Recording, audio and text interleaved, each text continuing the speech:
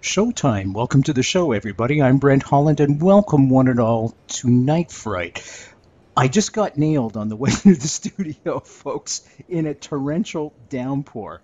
I heard something as I was walking up the stairs to the studio. I heard something behind me, and honestly, I thought I was going to turn around to find a friend of mine tapping me on the shoulder or something. It was a wall of water.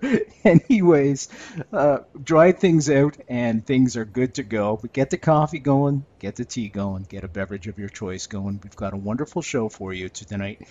America's Secret Jihad, the hidden history of religious terrorism in the United States. Now, what if I told you that America has dealt with religious terrorism 4 decades before 9/11?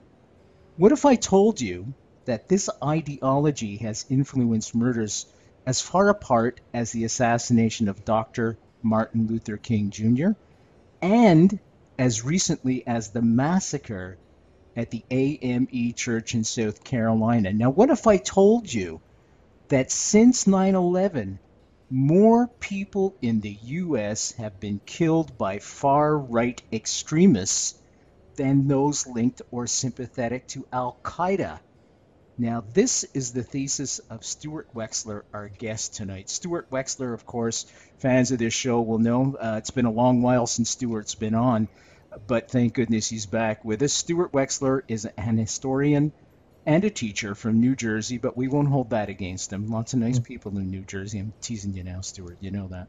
Those whose work on civil rights cold cases, such as the Martin Luther King assassination, have been featured in Newsweek, Salon, the Boston Globe, and USA Today, among other publications. His upcoming book, which we're discussing tonight, available for pre-order on Amazon and, of course, www.nightfrightshow. Folks, just click on tonight's guest book cover. That'll take you right to a spot where you can order it from the comfort of your own home. The book is called America's Secret Jihad, the Hidden History of Religious Terrorism in the United States. It's his first solo effort and builds on work he did with that wonderful book that both Larry Hancock and he wrote called The Awful Grace of God, Religious Terrorism, White Supremacy, and the Unsolved Murder of Martin Luther King. It is my great pleasure to welcome back to Night Fright, Stuart Wexler. Stuart, thank you for being here tonight, and thank you for this wonderful book. Well, thank you for having me, Brent, and thank you for having me back. I'm glad to be back. It's good to have you back. Okay, let's jump in right away. Now, I'm kind of shocked to believe that more people in the U.S. have been killed by far-right extremists than those linked or sympathetic to Al-Qaeda. I always thought that Al-Qaeda was the leader and in the forefront of the murders on American citizens. Not true. Can you explain a little bit about your thesis and how you came to realize this? Well, my thesis actually goes two fronts. That's actually some of my closing arguments are to get people to sort of, for lack of a better term, wake up and pay attention to the threat of domestic terrorism, not to ignore ISIS and Al Qaeda because they're dangerous people, but the reality is, and more than one study has shown this, since 2001, there have been more deaths at the hands of the far right than there has been as a result of, radical Salafi jihadism in the United States. Maybe overseas, there's a different story, but inside the United States, we should obviously be focusing more attention on the threat of domestic terrorism. Now, whenever I hear the word far right and terrorism, I think right away, of course, of white supremacists, in particular the KKK, especially in association with the Dr. King assassination. Were they at the forefront of a lot of these murders, Stuart? Well, what my argument is that there's this ideology that it takes shape over the span of about 70 years from the late 19th century up until the end of World War II. And then at the end of World War II, it cements itself as a very militant and virulent anti-Semitic, racist ideology. And initially, their goal is more anti-Jewish than it is against people of color. Of course, both are incorporated. But what they find is they can't get the traction out of the anti-Semitism. Certainly not when they start launching attacks in 1957 on Jewish synagogues. So what they start to do is they start to sort of co-opt or appropriate all of these racist anti-integrationist groups, the neo-Confederate groups. And since they share or they align with those groups on, anti-integration, use them, and they're pretty privately clear about doing that. They use groups like the KKK to try and accomplish their goal. And the folks in the KKK and a lot of far-right groups, especially in the 60s, their goal is racial separation. And that's part of what these folks want, but more than anything, these folks I write about want a race war. And that's where they become almost the dominant ideology of the far right, even amongst groups that don't realize that it's a religious concept. So if anti-Semitism is at the root of the far-right terrorism in the United States at this moment, what scares me, because as an historian, that adversaries will come together to fight a common cause. We see it now where Hamas is reaching out to Israel to fight ISIS because they're scared to death ISIS is going to make inroads in Gaza. Believe it or not, folks, that's a fact. Is there a chance that these far-right kooks, if you will, in the United States will reach out to jihadists, Islamic jihadists, in order to defeat their cause? Actually some evidence, even as early as the 70s, that they were looking to do it. One of the people I write about, J.B. Stoner, who I would argue is maybe America's first major religious terrorist, and nobody would know it. In the 70s, he was making outreach to groups like that, and there have been hints of that in other times. It thankfully hasn't coalesced into anything. I certainly think that that's something that we should be afraid of. The thing about the white supremacist groups inside the United States is they've been so thoroughly penetrated by the FBI that if they started to do that kind of thing, I hope that would be something that would get on the radar and would be stopped. We could only. It's why you get so much lone wolf terrorism. It's evolved in that direction. Okay, let's go back then. Let's jump back to a good starting point where you started your book. Now, what led you to start your book at this specific point that you're about to discuss? Well, I wanted people to know that there's been anti-Jewish terrorism in the United States, coordinated anti-Jewish terrorism. It tends to get overlooked, and this one episode is almost unknown in the American memory. But in 1957 and 1958, J.B. Stoner, led with a group called the Confederate Underground, throughout the Southeast, had coordinated attacks against Jewish temples, community centers, and not just Jewish, they were African American too. And it got national attention at the time, and he never was prosecuted, unfortunately, for it. Some other folks were brought on trial specifically for an attack in Atlanta against the Jewish temple there. They were acquitted. But I start there because I think people don't realize, A, that it's happened, and B, haven't stopped to ask themselves why. Why did that particular group and that particular person attack Jewish targets at that particular time? Why did he stop going after Jewish targets despite being virulently anti-Semitic? He said Hitler did not go far enough. And then why did it start again in the late 1960s for a while? And once you start asking yourself those questions, you start to get a sense of how this group tried to evolve and take advantage of the anti-integrationist sentiment in the country when they couldn't get the traction out of the anti-Semitic. J.B. Stoner was actually thrown out in the late 1940s. He was thrown out of a Klan group in Chattanooga, Tennessee, because he was too anti-Semitic, if you believe that. I'm laughing because of the absurdity of it all, right? Because How could you be inside the Klan and be thrown out because you're too anti-Semitic? It's interesting. The thing with the Klan for most of that history was they're so caught up in the civil rights movement and integration, and Jews for the most part in the South have assimilated. It's by the '60s they're going to become one of the main allies for the civil rights movement, but that's also mostly Northern Jews. Southern Jews, for the most part, have assimilated. They don't support Jim Crow, but they're not going to risk their own skins by opposing it in the late 1950s.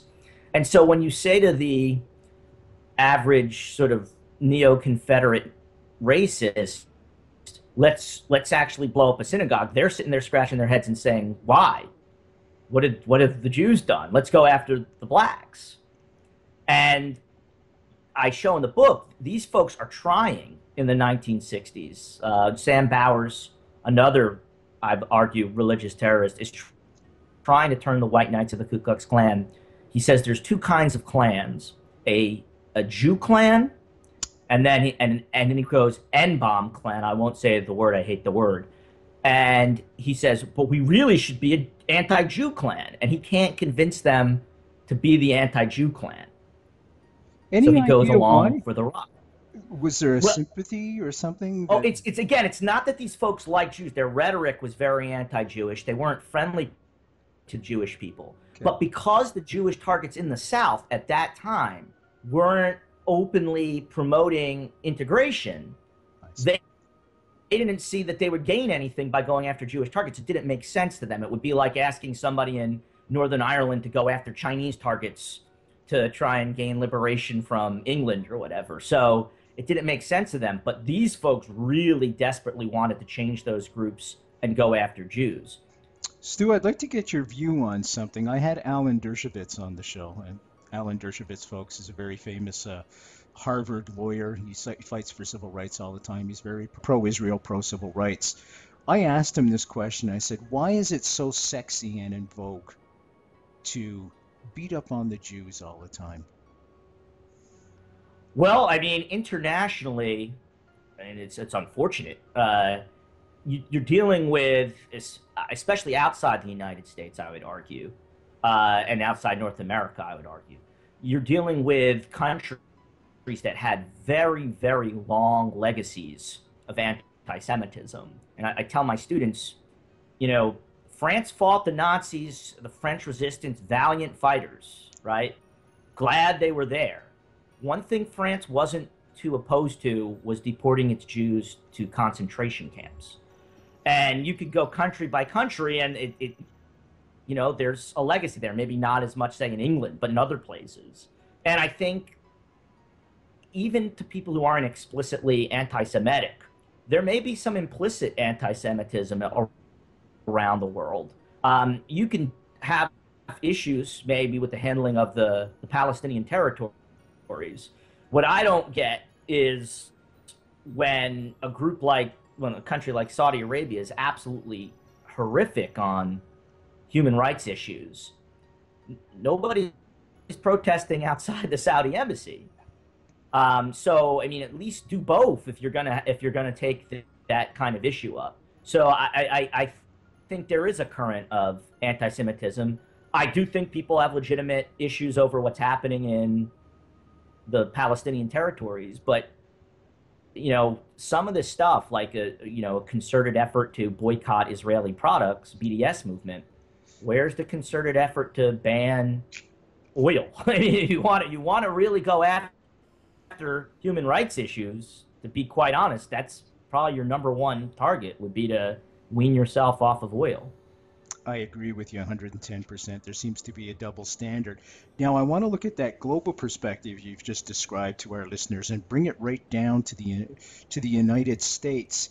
Now, we all know Hitler in Mein Kampf referenced a book that has been proved to be a forgery, The Protocols of the Elders of Zion. Now, this book, folks, essentially says that there's a big world Jewish conspiracy. I don't know how 0.05% of the population of the world can actually achieve a conspiracy, but apparently Jews are well underway of doing this.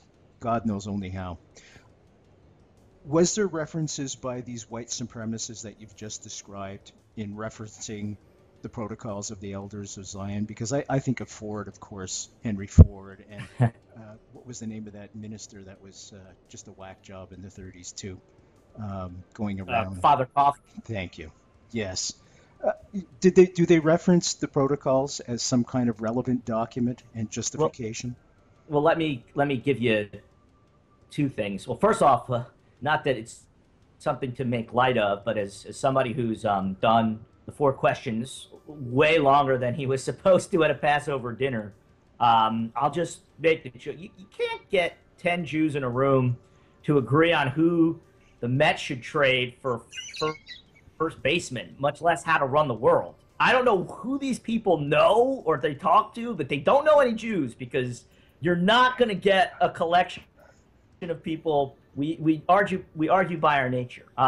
Unfortunately, the people who don't understand that protocols of Zion, there's 2 elements to this. One is it's really actually important in the sense of understanding why what was called British Israelism, which really wasn't as anti-Semitic as it might sound, this idea that Jews weren't necessarily descendants of the lost tribes of Israel and that they have Turkish, Mongol ancestry, it really took off in Britain. It really took its anti-Semitic and virulently anti-Semitic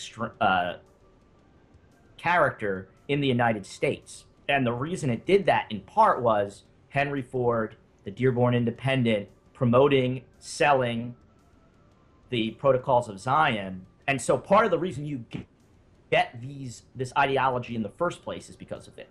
And then, not surprisingly, if you look even at the National States Rights Party, which is one of the groups I write about, when they sell stuff in their magazines, that's one of their big sellers. They sell the Protocols of Zion, and they sell Henry Ford's, collections of anti-Semitic tracts. Yeah, and please. Oh no, I was going to say. And so it's actually a double problem in many ways. And I was going to say, this book is still being sold in the Middle East, folks. It's that and Mein Kampf are our #1 sellers in various countries in the Middle East. And if that's not frightening enough. Now, our guest today is Stuart Wexler. Folks, he's got a really good, important book. And I would urge you all to get this book for your library, because this is a book that it's historical, it's full of facts, and it's going to enlighten you and challenge your belief system. It's called America's Secret Jihad, The Hidden History of Religious Terrorism in the United States. And at the root of that very terrorism, of course, is anti-Semitism. Now, Stuart, I've been on campuses in Canada, and I suspect it's much the same way in the United States, where Israel Apartheid Week shows up. And I was beat up in one and accosted in another the second year. And nobody felt that that was a problem. Going back to what Dershowitz told me, he said, anti-Semitism seems to go in cycles. Do you think it's cyclical and we're probably at a high point right now and perhaps it may drop down? Well, you hope so. I would say, the unfortunate element of it, and I don't know if Professor Dershowitz went into it, is, well, if I were to wager a guess, there's no polling or, you can't read minds. Why does it waver at times? Yeah. Well, I would argue a very unfortunate reason why it might waver downwards is because people see the results. So after the Holocaust, it had a really bad name for obvious reasons. But you don't want it to be something like that convinces people that it needs to be toned down. You want it to be that they, it's just human progress that the reason why it's toned down. Again, it's interesting. I think it's very implicit in reference to Israel. There are many American Jews, secular Jews, who have issues with with the way things are handled again in the West Bank and the Gaza Strip. And, you know, at the same time, there are many of them who still think Israel has the right to exist, and that you're making certain comparisons that are incendiary when you go as far as, say, apartheid. But again, I hope it's not a situation where people see the outcome of something that was really bad that resulted from anti-Semitism, and like what happened in Paris, and say, oh, well, maybe we need to reconsider, you know, anti-Semitism. You know, you hope it's not that kind of a up and down, ebb and flow. Well, you know, I've always looked at anti-Semitism around the world as a barometer, if you will, of how close to the edge we are to going to war. And I think we're probably just as close as we were before World War II, because according to Simon Wiesenthal Center, anti-Semitism is the biggest it has ever been globally. And I reference back to the university campuses where the students are being taught all kinds of lies about Israel, all kinds of lies about Jews. And the new term, folks, is I'm not anti-Semite. I'm not an anti-Semite. I'm anti-Zionist.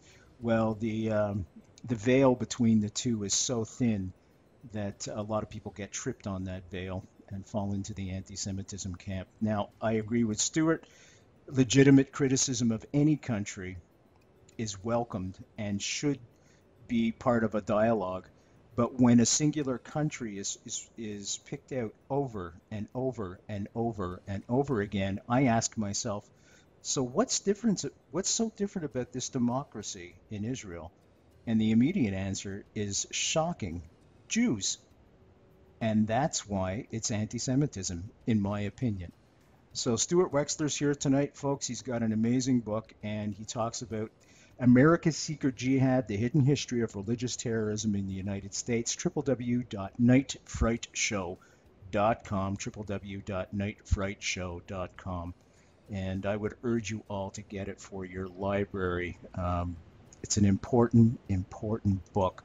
I'd like to go back to Dr. Martin Luther King. Now, he was friends with a very famous Jewish labor worker. It was his lawyer. And my name's blanking on him.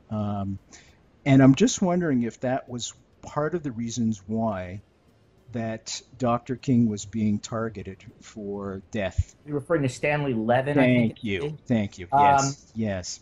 Well, that is part of it. I mean, it's the situation. Well, targeted by J. Edgar Hoover, or targeted by the groups I'm referring to?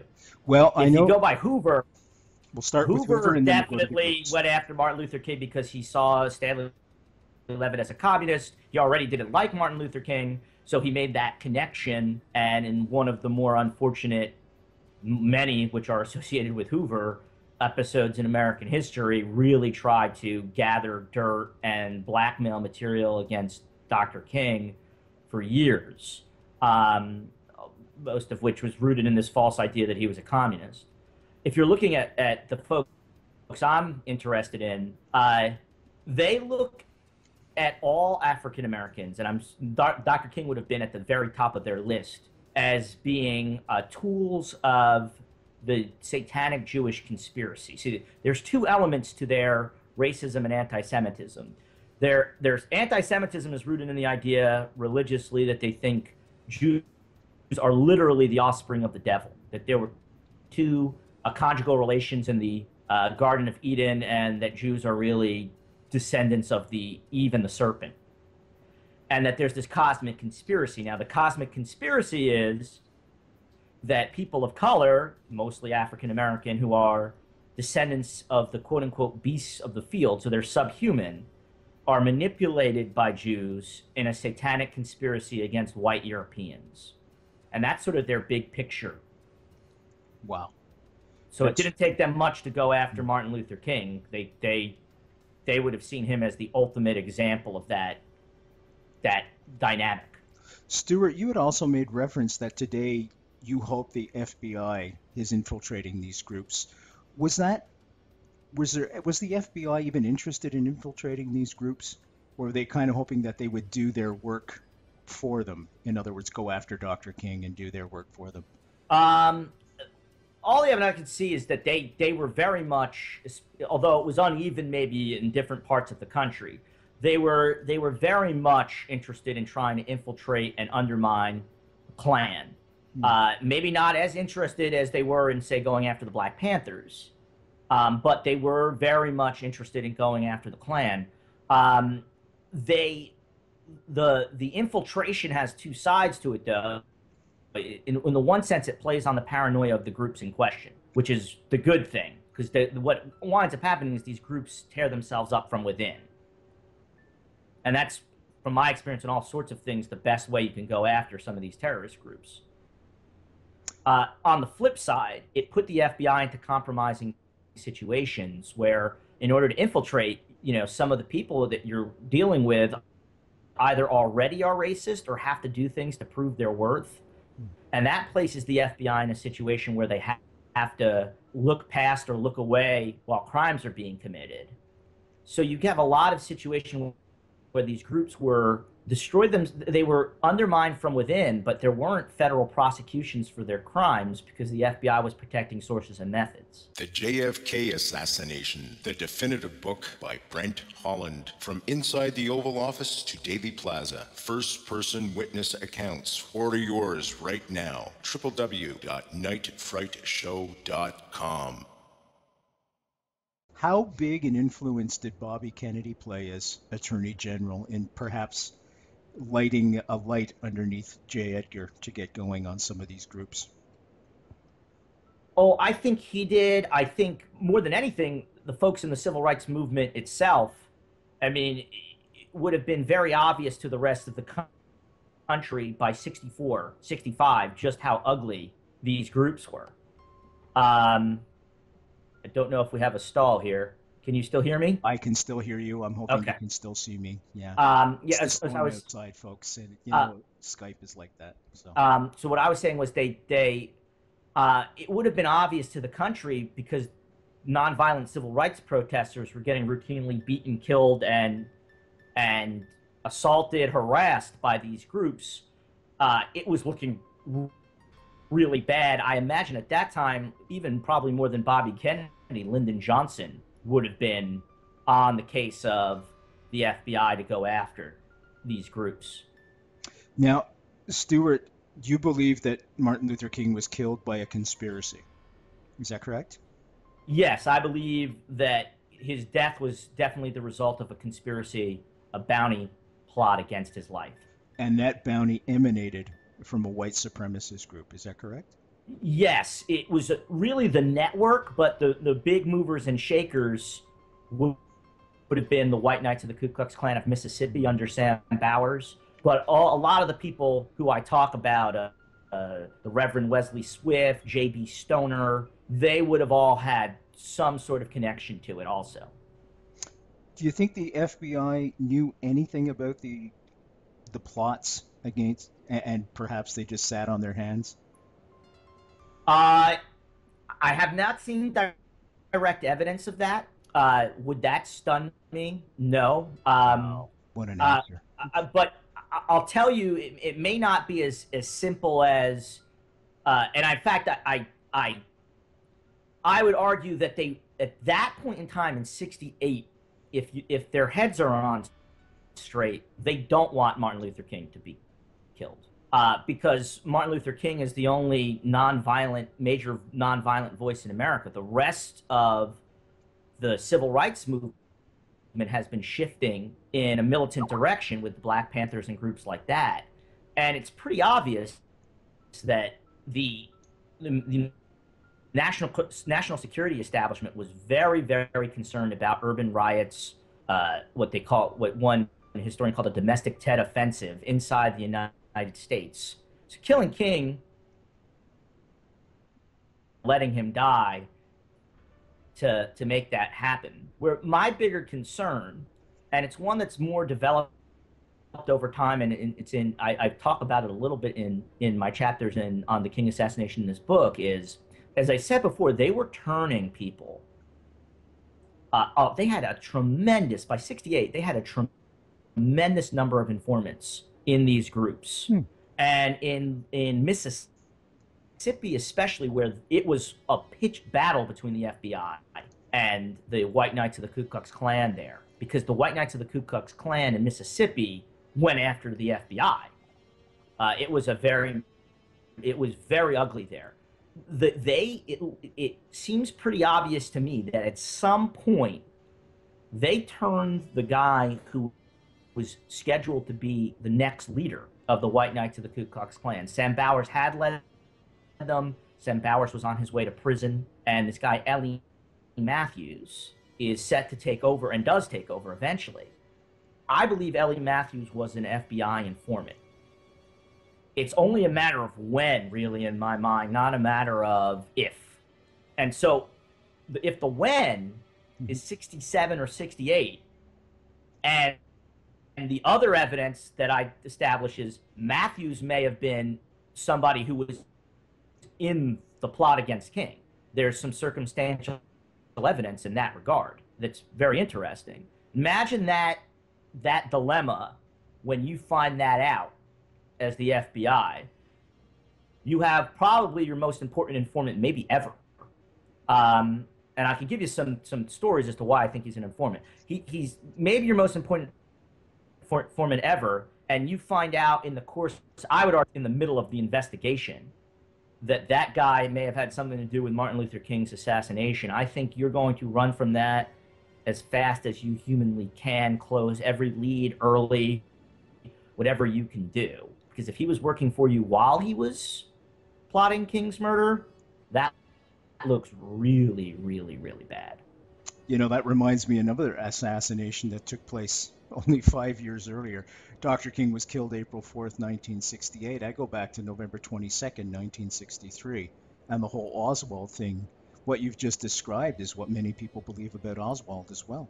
I think, as somebody as your audience might know, that's I've been investigating Kennedy assassination a lot longer than I've been investigating King.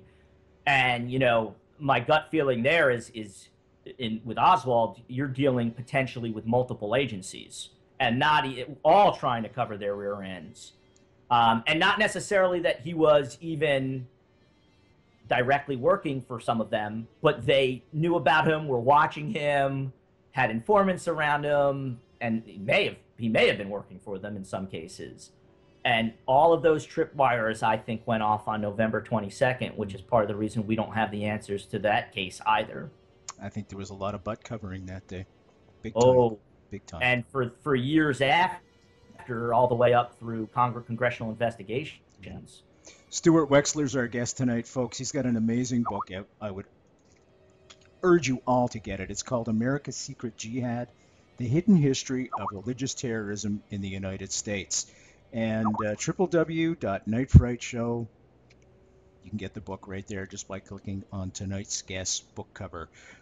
Stuart, I want to get to Malcolm X, but I want to stay on the Kennedy assassination and the Martin Luther King assassination. There's another commonality there, one by the name of Joseph Miltier. I was wondering if you could tell the folks, first of all, how he's involved in the Kennedy assassination, and then how he's in the periphery of the Martin Luther King assassination. Well, he's most well known for, in September of 1963, being recorded surreptitiously by an FBI informant by the name of Willie Somerset. Basically, again, this is September of 1963. John Kennedy's not killed until November of 63. We have the tapes. You can actually listen to them on some places. And Joseph Miltier tells Somerset, again, he doesn't know he's being taped, Kennedy's going to be killed. It's going to be from a high power. It's going to be with a high-powered rifle from a high-story building, and it's pretty prescient.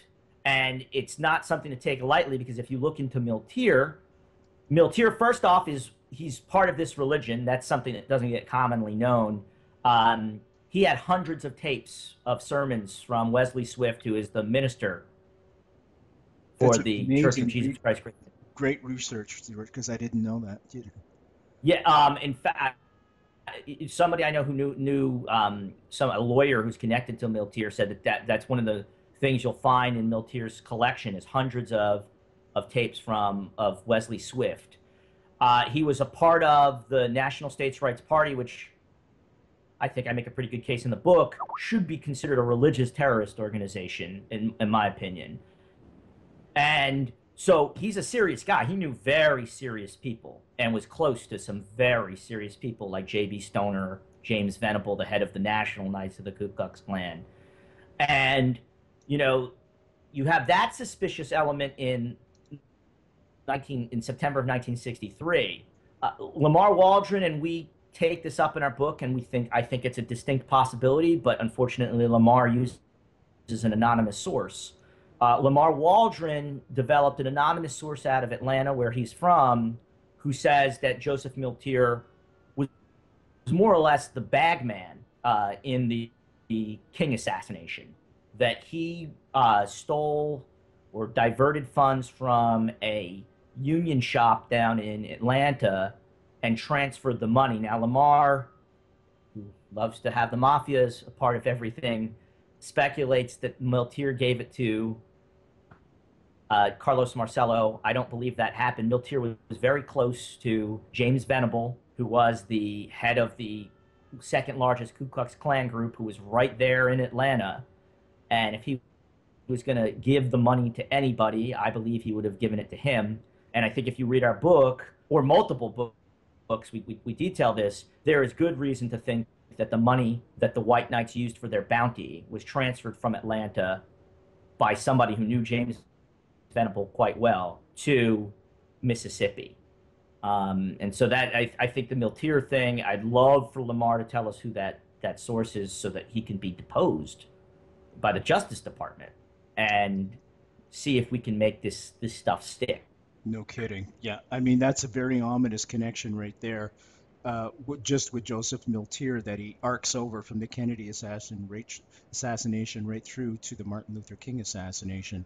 What is more ominous is the fact that there is a witness to it, and you're absolutely right. It would be nice if he could be deposed. Now, a listener just Skype text me and asked me, was Joseph Miltier actually seen? I mean, I've heard this rumor before that there was a picture of Joseph Miltier in Dealey Plaza, November 22nd, 1963. Do you think it was him? There is a picture of the crowd with somebody who looks remarkably like him. Mm-hmm. Congress, when they reinvestigated this, they did, analysis of the height of the person in the picture, and it would appear that person is much taller than Joseph Miltier.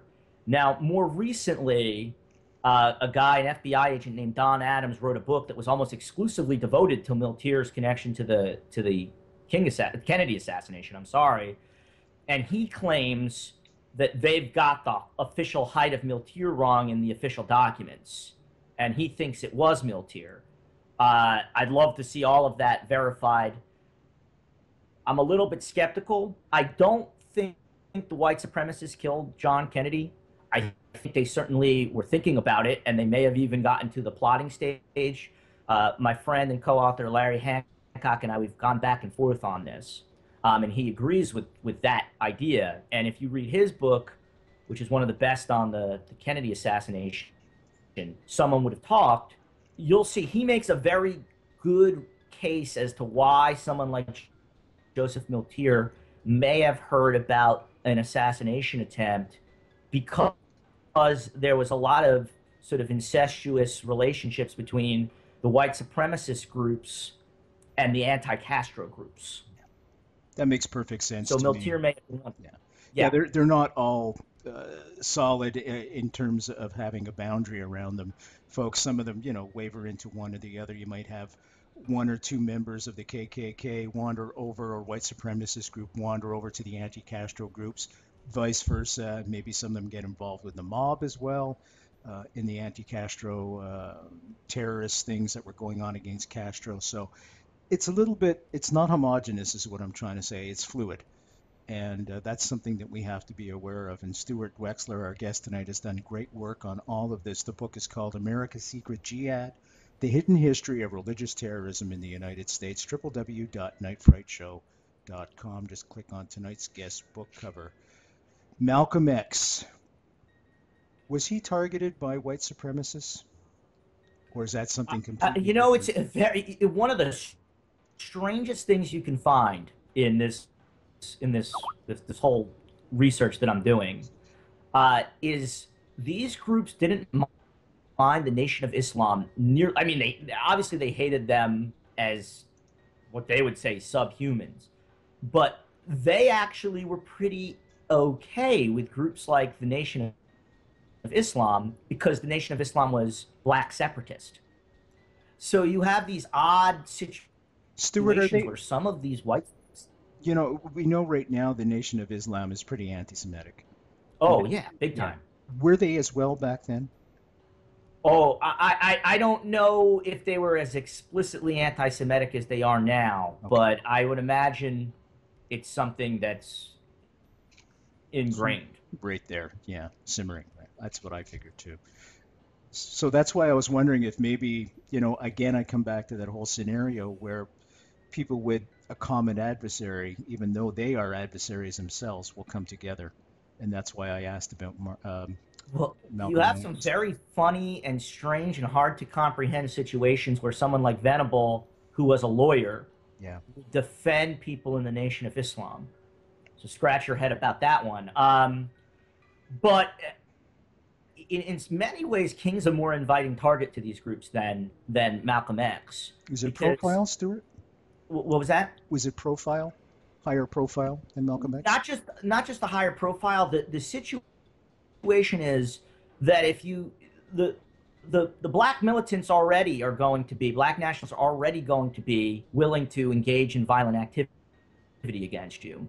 If you really want to create a race war, you've got to get rid of the nonviolent component of the civil rights movement.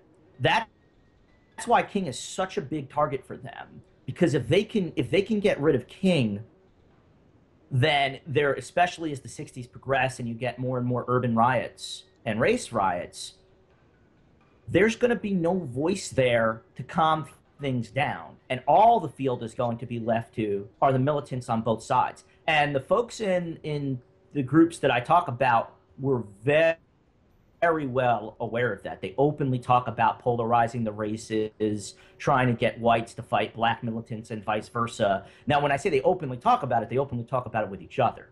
But they don't talk about it with rank and file KKK members because they don't want necessarily a race war where the federal government shows up in Mississippi. They hate the federal government in Mississippi. But the people I'm talking about want the federal government there because they want to stoke all of these grievances, all of these age-old resentments to try and create that race war. Wow. And with the race war would come what they would figure change, and they would get more control and power and things of that nature. Oh, well, they honestly believe that there would be like a legitimate Armageddon. Like, once the race war fully culminates, there's going to have the second coming of Jesus Christ, and the world is going to be ethnically cleansed, and you're going to live in a white, holy paradise, basically. Jeez. And we talk about Islam, many people talk about Islam like that, and I don't see it that way. I don't see Islam as militant. I see militants in Islam. I always use the analogy of if we represented Christianity with the KKK, we'd be in a heck of a lot of trouble instead of somebody that is more giving and loving, perhaps like Mother Teresa, for an example. Is that part of it also, going back to that old 2,000-year-old canard that the Jews killed Christ? Well, the historic argument and the historic roots of anti-Semitism, that's a big component of it. The Jews rejected Christ, killed Christ, etc. These folks but you see, that particular ideology even then leaves open the possibility that Jews can be redeemed, right, if they simply accept Christ. Whereas the people I write about, and why I say that they're much more almost insidious than the conventional Christian anti-Semite might have been in, say, 1500 in Germany or something like that, is that they completely take Jews outside of the orbit of humanity. They take people of color outside of the orbit of humanity. So there's no option for redemption, and there's no need to apply your precepts. Love thy enemy, None of that has to apply to Jews and to people of color because they're not really even human. The Bible isn't about them, according to these folks. And in some ways, there's a real good parallel to draw, as you were saying, to what the radical Salafi jihadists in ISIS and Al Qaeda do. Because what really makes them different is what they call takfiri, which is their willingness to just wantonly excommunicate basically people and place them outside the orbit of their own religion, outside the orbit of Islam. It's, if you look at the history of Islam or look at the Quran, the ability to say to people, we don't have to apply Islam to you, is something that is not well looked upon.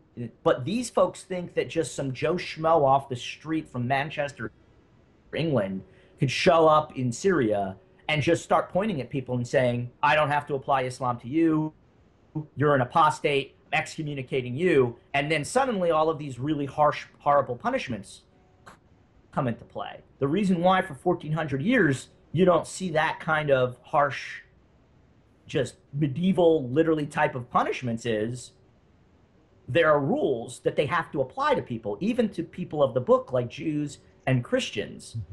By taking that concept and just completely perverting it, they put all sorts of people, including many Arabs and Muslims, outside of the orbit of their religion, just like the folks that I talk about. By perverting the book of Genesis, they do that to Jews and they do that to people of color.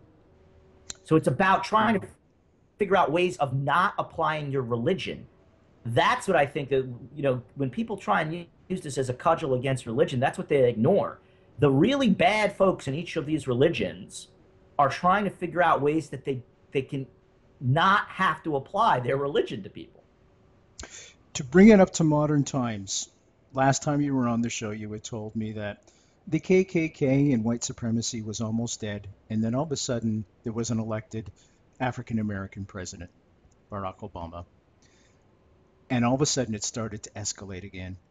Has it gone through the roof, the amount of white supremacist threats against him and KKK threats?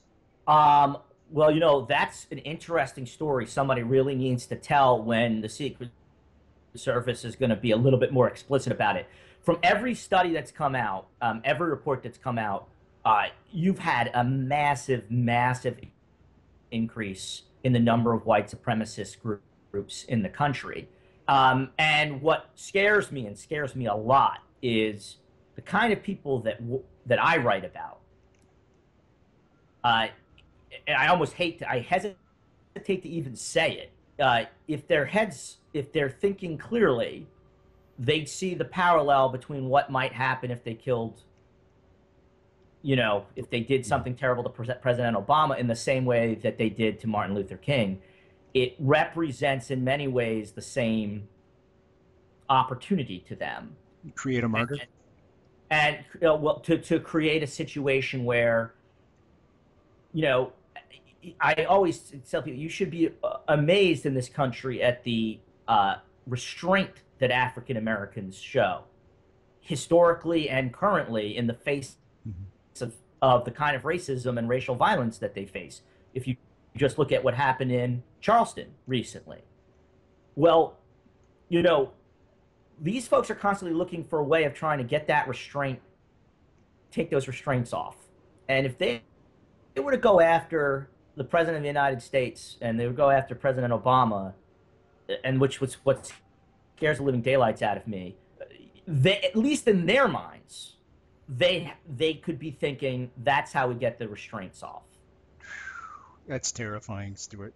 Absolutely terrifying. Now, I want to come back to something I touched on twice during the show, and we've only got a few minutes left, but I feel that the biggest threat to Judaism, not Judaism, but anti-Semitism, the biggest obstacle, if you will, is being perpetrated right on campuses. Now, you're a professor. You're on campus. Teacher, but teacher. Okay. Not professor yet. Okay. Do you see much the same thing happening in the realms that you walk as well?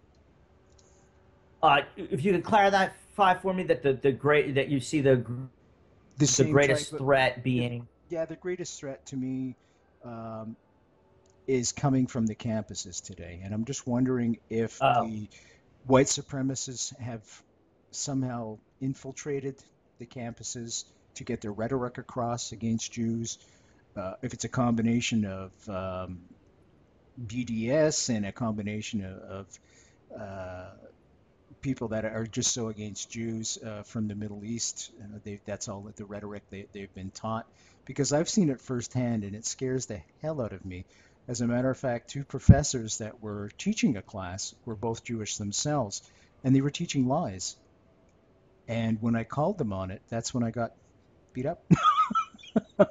First off, it's just horrific that you got beat up. Yeah. I mean, my Canadian sense. University, folks. I've been on college campuses for the last couple of years now. My sense is, what you're seeing, a lot of it is probably sort of an intolerant element of the left, and I don't see as much right-wing infiltration on the campuses. If they are, they're being super devious and they're scarier than I thought. It's always a very interesting thing to me because I'm open to all kinds of ideas and arguments, but the premise of the postmodern left is that there are all of these marginalized groups who are marginalized throughout history and are face all sorts of oppression, and that we have to resist. And for the life of me, I don't know why, at least recently, for sure, Jews don't seem to be in the camp of the oppressed minority group in that ideology anymore. I guess because they've achieved the measure of success, certainly in the United States. But I think of Finkelstein. I think of Finkelstein. I think of Chomsky, and I shudder and I shake my head. Well, I mean, I've been through the Holocaust Museum with several years in a row with Holocaust survivors, which is an experience. And I mean, to me, is what Israel represents is a last-ditch safe haven for when things like this happen again. Yeah.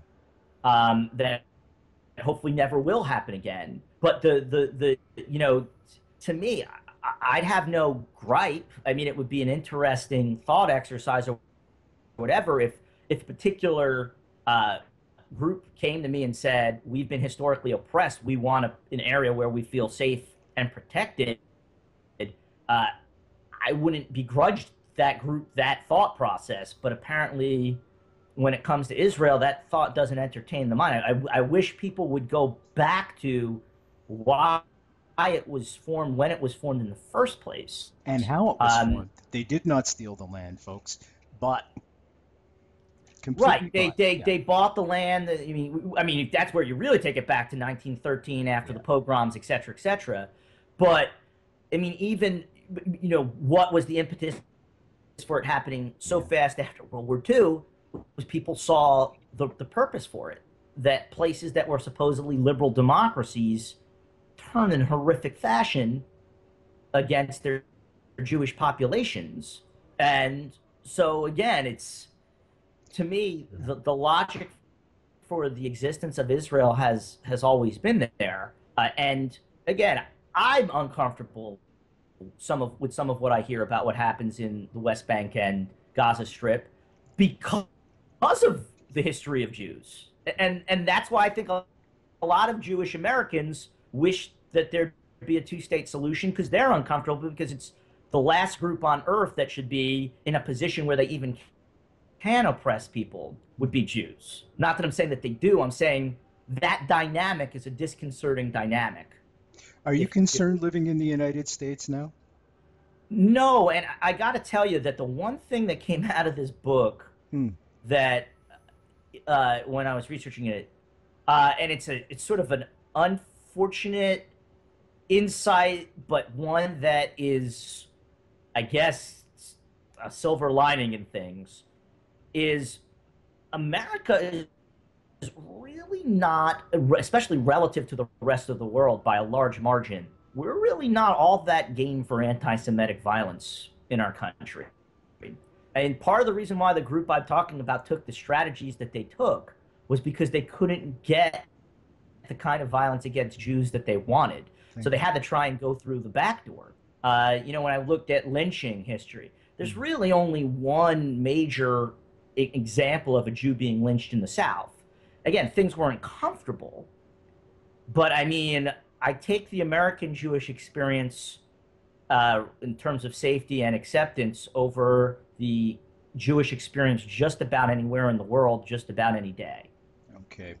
I think that's a good way to end it. I'm just looking at the time. We've only got like a minute left. Folks, I want to urge you to get this extremely important book, and it will enlighten you to the history of America's secret jihad, is the name of the book. The Hidden History of Religious Terrorism in the United States, meticulously researched by our guest tonight, Stuart Wexler, who's an historian and a teacher, and he inspires kids every day without a question. He's the kind of teacher, folks, that you want your children to have without question. And he lives in New Jersey, so how bad can he be? Stuart, I want to thank you for your great work always, and thanks for coming on the show. Thank you for having me on again. It's been a pleasure. Sei gesund, my friend. I'm Brent Holland from Night Fright. See you all later.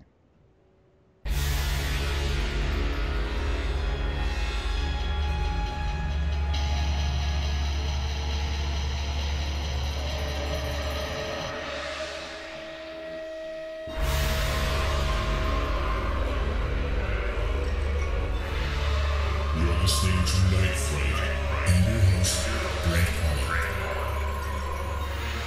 The time is now. Your voice in the dark for paranormal and conspiracy.